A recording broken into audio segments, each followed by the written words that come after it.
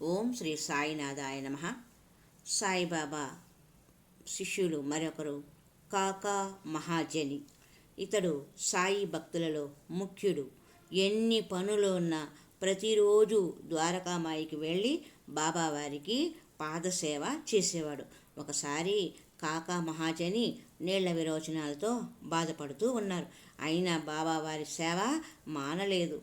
బాబావారు కాకా మహాజనితో అనారోగ్యంగా ఉండి కూడా నా దగ్గరకు రావడము, ఇంటి దగ్గర ఉండి విశ్రాంతి తీసుకోరాదా అని బాబా వారు అంటుంటే కాకా మహాజని, బాబా సాయిబాబా ఇంటి దగ్గర ఉన్నంత మాత్రాన నీళ్ల విరోచనాలు తగ్గిపోతాయా, నీ దగ్గరకు వచ్చినంత మాత్రాన ఎక్కువ అవుతాయా అంటూ పాదసేవ చేస్తూనే ఉన్నాడు. నీ పాదసేవ చేసే భాగ్యం చాలు బాబా అన్నాడు. నేనంటే పూర్తి భక్తి విశ్వాసాలు ఉన్నాయా అన్నారు బాబా. మీరంటే నాకు పూర్తిగా భక్తి విశ్వాసాలు ఉన్నాయి బాబా అన్నాడు మహాజని.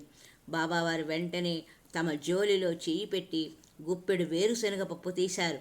కాకా మహాజనికి ఇచ్చారు బాబా.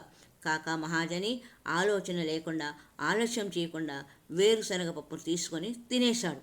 వెంటనే బాబావారు గ్లాసుతో మంచినీళ్లు పట్టించి, అరే మహాజని, నీ నీళ్ల విరోచనాలు తగ్గిపోయినాయి అంటూ వేరుశనగ పప్పుతో నీళ్ల విరోచనాలు తగ్గించిన మహానుభావుడు సద్గురు సాయినాథుడు.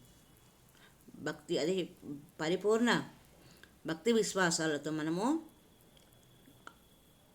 ఏదైనా ఔషధం మూలికలాగా తీసుకుంటే మన అనారోగ్యము తగ్గిపోతుంది అనడానికి బాబావారు మహాజనికి బాబా పట్ల ఉన్న విశ్వాసాలే నీళ్ల విరోచనం తగ్గడానికి కారణం.